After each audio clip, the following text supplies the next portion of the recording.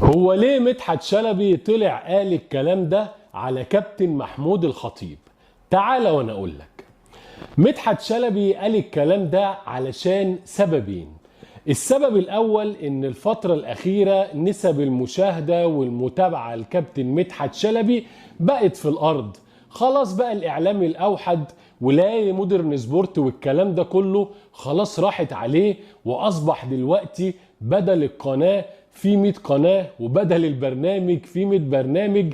ده مش كده وبس، الإعلاميين بقوا كتير جدا، وكمان السوشيال ميديا بقى فيها صناع محتوى بعدد كبير.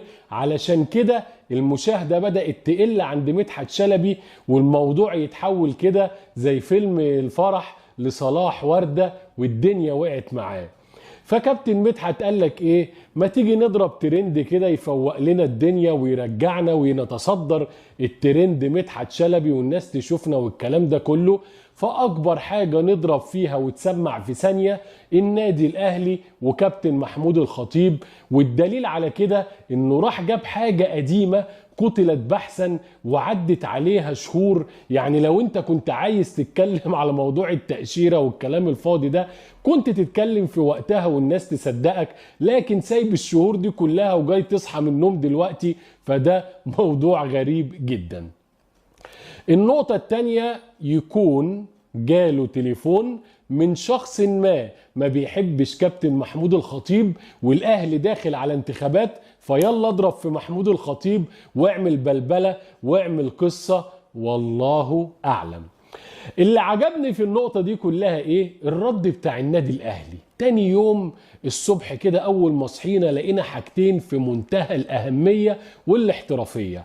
اول حاجة على طول بلاغ للنائب العام وبلاغ للمجلس الاعلى للاعلام في مدحت شلبي علشان الامور تبقى سخنة وقانونية وسريعة، وما يطلعوش حد يرد ولا حد يشتم ولا حد يردح، لان ده مش اسلوب النادي الاهلي. الحاجة الجميلة ان استاذ جمال جبر على طول اعلن لك الفيزا بتاعت كابتن محمود الخطيب لامريكا، واتعلنت على السوشيال ميديا كلها والناس شافتها وشافت بعينيها التأشيرة. ولكن الراجل غاب فعلا لظروف صحية، لان ما ينفعش بني ادم مهما كان حجمه سواء كبير او صغير يتاجر بالمرض بتاعه.